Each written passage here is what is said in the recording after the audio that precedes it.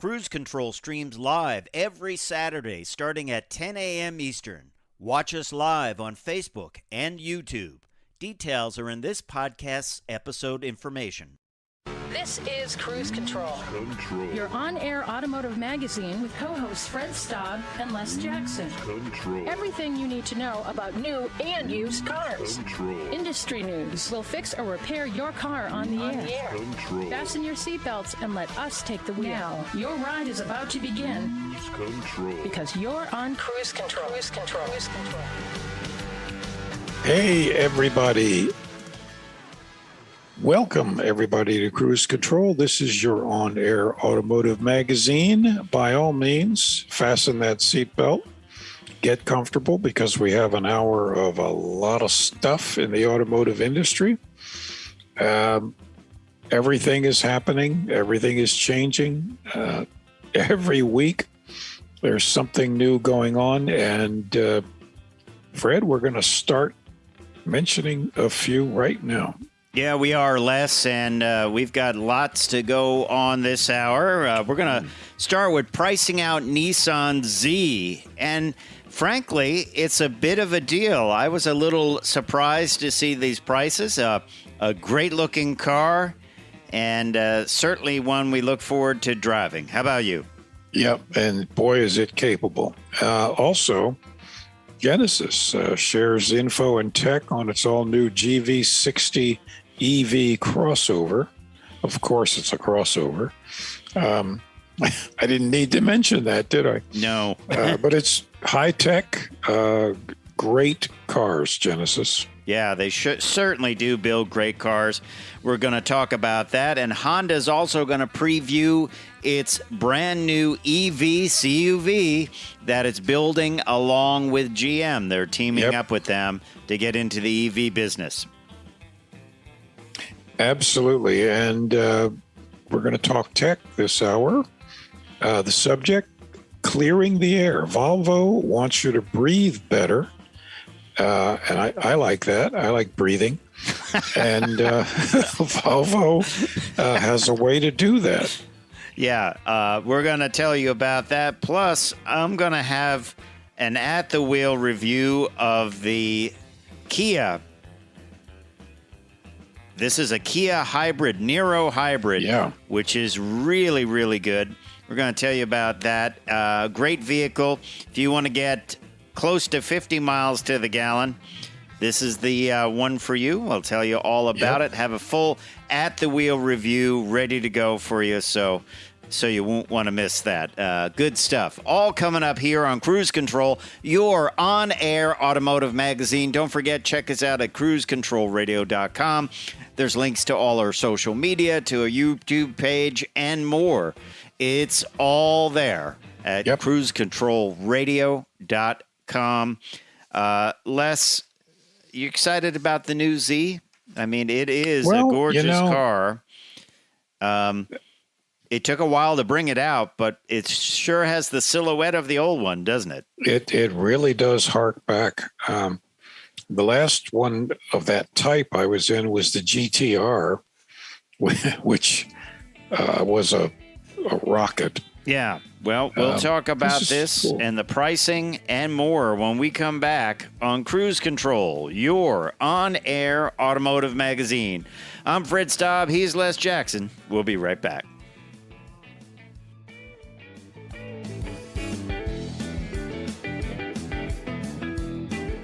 Cruise Control is your on-air automotive magazine. Check us out at cruisecontrolradio.com. Cruise Control. And welcome back to Cruise Control, your on-air automotive magazine. It's Fred Staab and Les Jackson, and let's get into our first. Well, I just want to identify. I don't want people mistaking me for you. Because you wouldn't want that to happen. Well, you wouldn't want that to happen. Well, let's get into our first story. I also liked in the open. You said you would like to breathe, and that's good actually. We got some important. information on the all-new Nissan Z. This is another one of the vehicles. We talked about their Frontier pickup. The Z was another vehicle that had been around in Nissan's lineup forever and needed an update, and it got one. We have the 2023 Nissan Z. This week we learned that it is known as the attainable dream car. It's going to start the Z Coupe Sport 6-speed manual or 9-speed automatic starts at $39,990. The Z Coupe Performance 6-speed manual or 9-speed automatic goes for $49,990. And the Z Coupe Proto Spec with either a 6-speed manual or 9-speed automatic, that will roll out for $52,990. Destination handling is $1,025. And on the Proto, you think you're going to get it for $52,990. The Proto, only 240 units will be built. Well, you can add another 10 to 20,000 there. Exactly. But do we know much about what the base model has? Because that's not bad for $39,990. Well, it isn't bad, and the fact is, it's if you really look back 52 years to the original Z, that was about $3,500. So this is a little more than 10 times that, which is about what regular prices have climbed to. So it's still a bargain in that regard. Plus, the Z itself, it's going to be equipped with, with all of the safety goodies. It's not going to be a plush interior. It's not supposed to be an elegant luxury car. But typically the Zs have always been extremely well spec'd out. And I believe that the Proto spec is kind of a GTR in sheep's clothing. But here's the thing. All grades get the same engine. All grades get a 400 horsepower, 3-liter V6 twin-turbo engine. All of them get a choice of a 6-speed manual or 9-speed. So I have to look. We have to dig into this a bit and see what the difference in price is. Probably it's wheels, it's trim, it's all that. But the 400 horsepower is. I mean, these aren't big cars. No, it's the same drivetrain on every trim, so it's not a drivetrain upgrade. I'm going to guess the Proto spec is lightened. Maybe. I don't know, but for the base $39,900, you've got 400 horsepower and the entire legacy of the Zs. Boy. Yeah, it's pretty good, isn't it? It's, yeah. I mean, that's near Corvette performance. Yeah, near Corvette performance. If you still like rear drive, front engine rear drive, you got that with the long hood, the short deck. And it's also going to have the driver-centric cockpit with traditional 3 analog pod gauges. And it's going to include modern amenities like a 12.3-inch customizable racing-inspired TFT meter and available 9-inch touchscreen display. So, I do like the two-tone. I think the two-tone looks great in that with the black roof, separated by the kind of looks like a brushed aluminum trim. Yeah, this is about the best job of shaping a contemporary car so close to the original that I've ever seen. It's all of the proportions are exactly right. And you know what? There's elements of every generation in the car. Yeah. It's pretty good. I think they've done a pretty good job. I can't Can't wait to drive it. I think it's going to be a fun vehicle. And I got to look at what the Sport is because I bet it's pretty well equipped. I bet it's very well equipped. And if we talk to Nissan and get them to order only the manual transmissions into the press fleets, you and I will be the only ones who drive them. That's true. That's true. I have a BRZ from Subaru coming up, and I'm probably one of the only ones that can still drive well, it. My Bronco that I tested was a 7-speed manual. Really? And they told me nobody wants it because they don't know how to drive it. Yeah.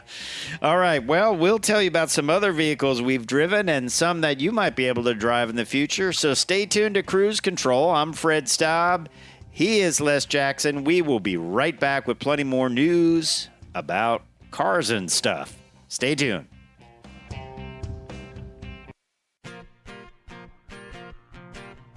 Cruise Control. Hey, welcome back to Cruise Control. I'm Les. He's Fred.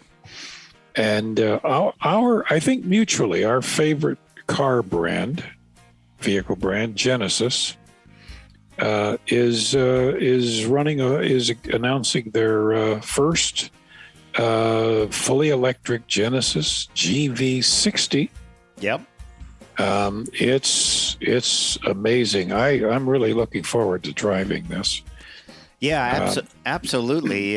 It's only going to be available in certain states, California, New York, and there are two more. I have to. New Jersey and Connecticut. California, Connecticut, New Jersey, and New York. Well, you're in New York.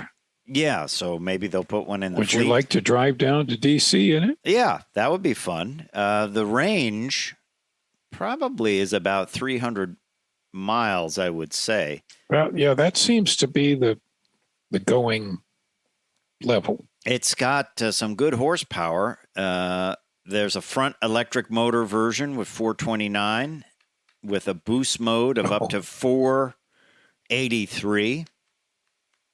That's good. I would make use of the Ergo Motion massaging driver's seat. This is a 2023 Genesis GV60, electric only. It's got some cool technology in it, too. You can unlock it with your face. So you can, just like your phone, that you can look at your phone and it will unlock. This GV60 will do the same thing. And it's another theory I have that our cars are becoming our cell phones. Or cell phones are becoming cars, whichever way you like Oddly it. enough, my face has caused many doors to lock.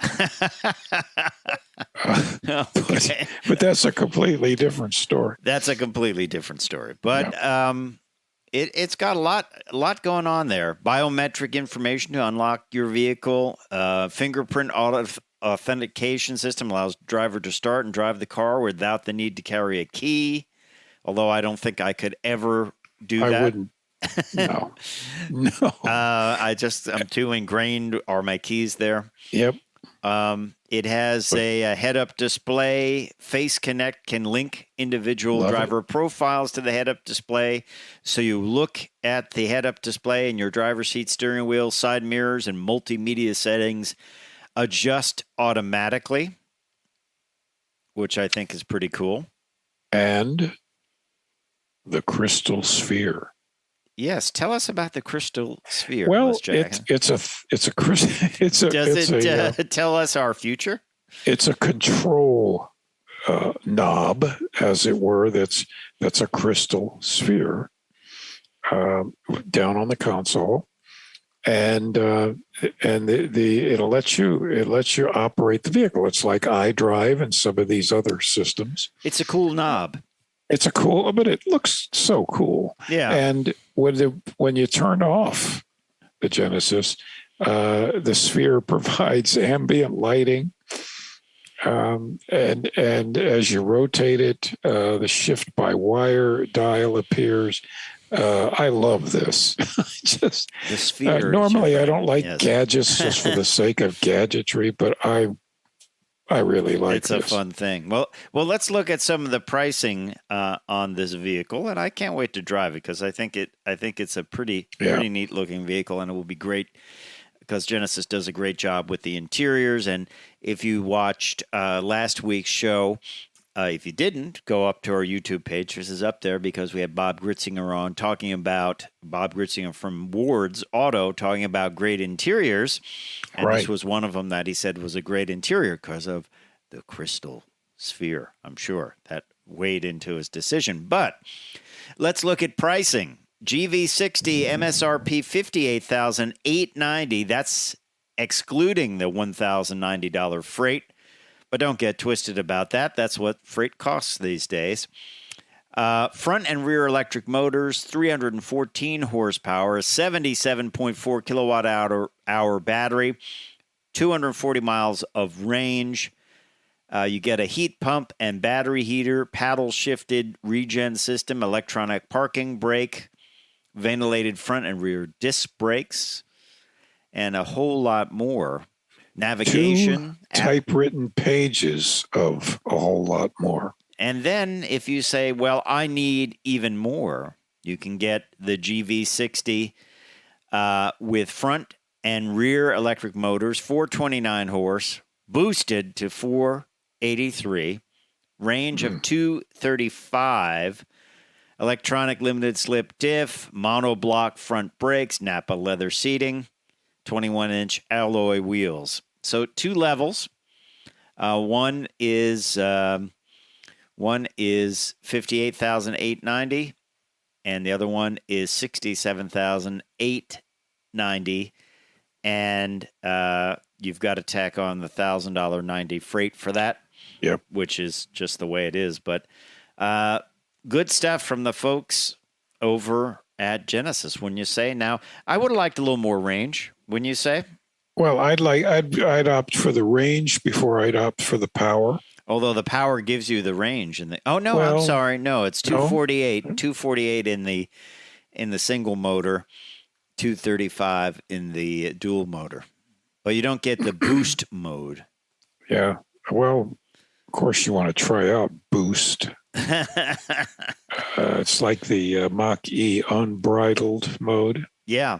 I think that's a lot for some people to handle. They won't be ready for like an instant on. You know, it's not like the engine's got to rev up. I find people are kind of scared. Yeah, because it's instant power. It's an instant hit of power. It's sort of like a drag car, you know. It just boom, and it's right there. So. But there you have it. That is the GV60, and we'll be having more information on that as it comes along, Les Jackson.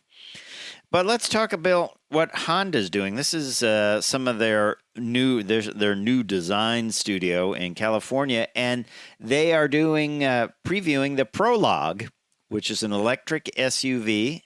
Are you surprised at that? It's coming in 2024. And it is going to begin sales in 2024 of the Honda Prologue, co-developed with GM. And this is something that I think we're going to see more of as manufacturers sort of try to split the cost of designing these things. It was designed in the U.S. and probably will use the GM drivetrain, I would imagine, their Ultium battery.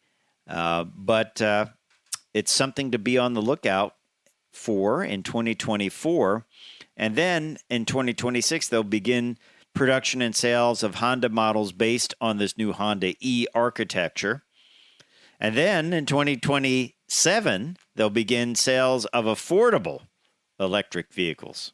That's a big thing, Les Jackson. You and I talk about all these vehicles now, and they're all around that $60,000, $70,000, $80,000 range, and we just shoot it out there like, oh, yeah, that's what it is.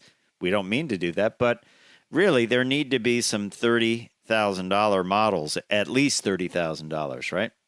Yeah, I mean, when you've got things like the Maverick, which is a hybrid, but it's still electric, it's $21,000. Yeah. So you need, if people are really going to embrace this, you need stuff you and I can afford. Right. And they don't want to, as you said, maybe leasing is a way around this, but you're still going to have a gigantic lease payment if you are buying something or leasing something that's worth $65,000. So interesting problem. But VW said they would start building some affordable electrics. The Bolt just has a new version out, believe it or not. So Chevy Bolt is still in the mix. Good for them. I think they will keep some affordable cars. They got to. They just can't. They just can't give up on the $30,000 market. Not that that's inexpensive either. So, hey, when we come back, we got plenty more to go. We're going to talk tech about Volvo clearing the air and a whole lot more. So stay tuned. Cruise Control.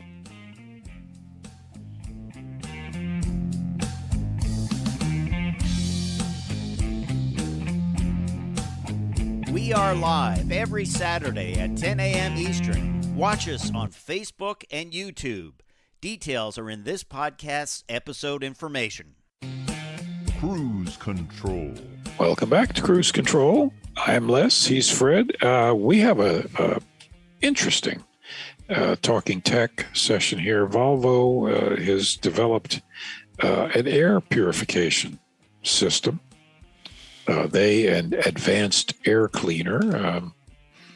That's what they call it. And this is cool. Now, Fred, I know you suffer from allergies. Yeah. Mine are quite mild, but annoying these days, especially in the spring, a lot of pollen. And it filters the cabin air beyond just particulates. It does that to an incredible level, but it also removes 95% of all 95% of the viruses in the air. This is like a doctor's office almost, and it's that's really important for a lot of people. Well, look at what's been going on up here where we are. I had a black car and it turned yellow with pollen, So this is what they use. They use a synthetic fiber-based filter and ionization, and it traps up to 95% of the PM 2.5 particles. They're very small particles. And typically a lot of these filters will turn on automatically. They sense that this is in the air and they turn on. And it will be able, imagine this. People will leave their homes and drive in their cars to get clean air, filtered air. Well, in the old days, Puritron used to make house filters. Yeah. They were expensive, but they really did work. Mm-hmm. And I'm sure we can buy that stuff today. I think central furnace systems. Yeah, you can. I think you can, and there's all kinds of systems for that, but it certainly might be worth looking into if you have sinus problems. And I know I tend to get sinus problems, especially with this pollen. It's just crazy. Birch trees, ragweed, all that. It's all pine trees. Yeah. So that's a little bit of tech. But here's a timely story. That's a timely story about pollen. But here's another timely story. This comes to us. Andrew Gans from Autotrader put this list together. And it's 12 new cars that get the best MPG. And I'm going to talk about the top 10 here. And some of them, you don't even think about. No. Honda Civic, 36 miles to the gallon. That is not a hybrid or anything, but it's just a Honda. That's just a Honda, right? Hyundai Elantra, 37 miles to the gallon. Not bad. It's a nice little car, right? Not bad at all. Mitsubishi Mirage, 39. Yeah, real inexpensive car. Starts at $16,000, right? Yeah, geez. Hyundai Sonata Hybrid Blue. We talked about them potentially getting rid of the Sonata, and this is depressing because look at the mileage on that car. That's crazy, isn't it? Yeah, 52. Yeah. The blue version. What do you got at number 6? Well, the one again that people don't think about is a Toyota Camry hybrid. Yeah, that's a nice vehicle. I drove that last Making summer. them for years. Yeah. And that's 52, same as the Sonata, which is just, man, if you're buying a new car, you really should think about a hybrid. Yeah, it really does make a difference. Toyota Corolla hybrid, fun little car, nice interior, and it's really inexpensive. 53 city, 52 highway. I'd be happy with that. And then Honda Insight. This is going to go away, but it doesn't matter because it's still a great car. It's going to be replaced by the Civic hybrid, but the Honda Insight gets 52 miles to the gallon, 55 miles in the city, 49 on the highway. That's just terrific. And the Hyundai Elantra hybrid blue, is 54. Think about it. I think right now anybody listening who's getting 20 miles to the gallon on $5 a gallon gas is thinking 54 miles per gallon. Yeah, you barely have to fill the tank. And it's only a $25,000 car. I mean, what a commuter car that would be. Wow. Wouldn't that be great? And it's a nice car. These are not, cars that you sit in and go, oh, wow, I got a real cheap car, but I get good mileage. You have all the stuff you need. Android Auto, Apple CarPlay, a good sound system, comfortable seats. It makes sense to me. Number 2, Toyota Prius Eco. I am not crazy about the Prius styling, but I just don't care much for the styling of Toyota Priuses, and I don't particularly care for the driving dynamics. They're just not all that pleasant to drive. Not bad. It's just Here's the one I would order. The Hyundai Ioniq Blue, 59 miles to the gallon. It starts a little under $25,000. Isn't that crazy? You could pay $25,000 for a really nice Honda motorcycle that gets 59 miles to the gallon, or you could have the entire car. Yeah, with all the safety features. Yeah. That is amazing. That really, and Ioniq, would you consider that a crossover? Yeah. It's a little crossover. It's a little crossover. Yeah. But you could call it a almost station wagon. I tell you, something like that, if you're commuting to work every day, I would buy something like that because absolutely it's got all the safety features. It's got low rolling resistance tires, so that they might be a little choppy. Yeah, but you know what? For the money, that's crazy. It's like, wow, you could literally go most places on less than a gallon. If the tank holds 10 gallons, right? I could drive on one tank from here, Washington, D.C., pick you up in New York, and we could go to Boston and never have to fill the tank. That is crazy. Well, as I say, it's an article by Andrew Gans of Autotrader, 12 vehicles. Oh, let's just tell the other two. Kia Rio, 36 miles to the gallon. These are number 11. And number 12 was Hyundai Accent. Hyundai Accent, you can get super inexpensive. Yeah, that's 36 miles to the gallon, yeah. But I would be tempted to go for the number 1 Hyundai Ioniq Blue. That is just crazy. But will people do that to save the money? I mean, it's not like you're giving up much. Well, you're not going to get a lot of power, but so what? Yeah, but the big problem is people are buying SUVs and pickup trucks because they don't feel safe in smaller vehicles. Yeah.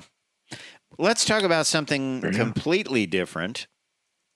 Mustang is a rare Mustang that was highlighted this week. There's only 11 of these convertibles available. And what's unique about them? They were the 11 Mustangs that were on the Magic Skyway from 1964 to 1965. It is this was auctioned off at the Mecum Indy auction, or will be auctioned off today, actually, Saturday, the 21st of May. And what it was one of those cars. They were modified by the Karen and Company. They welded on tabs and a couple other things so these could be run on the tracks. And then once they were done, carrying estimated 4,000 passengers over 5,000 miles, although the car engine wasn't running, they took it back, they reupholstered it, repainted it, but they left the bracketry for the tracks on the bottom. And this one has a 200 horsepower 6-cylinder engine, a cruise-o-matic transmission, 320 rear, power top, and it's white, I think, with a red interior, which I believe a lot of those cars were. I remember riding in one of those, but not a Mustang. I don't think it was a Mustang. Wimbledon white. But, that's going up for auction. So what a little piece of history that is, huh? That's terrific. Yeah, cool stuff. All right, when we come back, we're going to have an at-the-wheel review talking about fuel-sipping hybrids. I got the Kia Niro Hybrid. I got, almost 50 miles to the gallon out of this thing. So we'll give you a full at-the-wheel when we come back. Cruise Control is your on-air automotive magazine. Check us out at cruisecontrolradio.com. Cruise Control. And welcome back to Cruise Control, your on-air automotive magazine. I'm Fred Staab. He is Les Jackson. We are glad you're along for the ride. I have got an at-the-wheel review, but right before the break, we were talking about that list of 12 vehicles that get great fuel economy. Yep. Well, this is another one, and a little bit more expensive, but not bad at all. This is the 2022 Niro EX Premium. So this is a well-loaded hybrid edition of the Niro. Now, the Niro you can get in all-electric, in plug-in hybrid, in hybrid only. Yeah, 3. And also just as a regular gas-powered car, right? So we wanted to look into this, and I was actually excited about this review because this is a real smart vehicle. This is a crossover vehicle, and it is in a color that I like for small vehicles, and I think the reason I like it, I like all small vehicles to be red for some reason because I believe that is that is the first small vehicle I bought was in bright red. I think it's a good safety thing. But hybrid drivetrain, 4-cylinder engine, 1.6-liter 4-cylinder with hybrid electric motor, 1.56 kilowatt-hour lithium-hour polymer battery, 6-speed dual-clutch automatic transmission.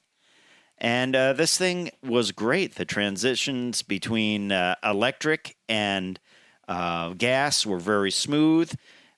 It makes a lot of noise on the road. There's the sound, when it's in electric mode, and then there's also kind of an annoying backup alarm. But I guess it's all about safety. It's about safety. Clean By the design way, of it. Well, go ahead. Well, I just the color. Is like a rose red, or almost a lipstick red. They call it runaway red. Yeah, I like runway red, not runaway. Runway. Yeah. Clean design. Mike Torpy, who designed the Kia Soul, designed this very clean design. Almost reminds me a little bit of the Pacifica, the early Pacifica from Chrysler, straight belt line.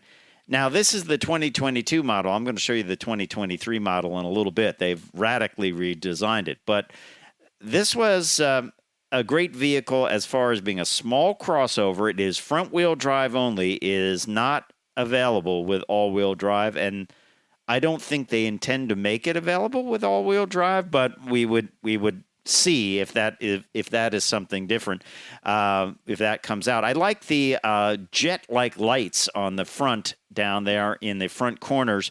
On the inside, as typical with Kia, very well equipped. Oh, yeah, heated steering wheel, heated seats, leather seating surfaces. This is the premium edition. One thing on the inside, the door cards were a little plain, a lot of black hard plastic, which made the interior a little dark, and it didn't feel up to the more luxurious standards you would find for a premium vehicle. But it did have a lot of the cool stuff like navigation, and had the heated steering wheel, the heated and cooled seats. Rear seats fold down almost flat to the load floor out back, which is really convenient. And then you give up some things in the hybrid, like there's no power gate. You have to open it manually. Not a big thing to give up. There's storage underneath the storage area, which is kind of like a foam mat. There is no spare tire, just an inflator, but it looks like you could add a spare tire if you wanted to. Nicely packaged on the inside, the hybrid drivetrain, very clean. Of course, you see the electric motor over there and the orange wires for the high voltage. But I think they did a great job of combining all of this. And I got almost 50 miles to the gallon with this thing around town, Les. And it is rated city 51, 16-inch wheels, by the way. Nice looking alloy wheels. And it's rated at 46 on the highway. I was doing like incredible numbers around town, though, 47, 48 or more. So it really clean looking car. As I say, like those jet looking lights on the bottom that are the daytime running lights. Just a clean designed car, a little bit play it safe styling. But that's not bad. Now, it's going to change. I'm going to show you the look of the new one. Ours, by the way, I should tell you price first. Ours had a base price of $31,990, which basically had everything in there. Heated and ventilated front seats, heated steering wheel, cargo cover. Typical of Hyundai. Yeah, parking distance warning.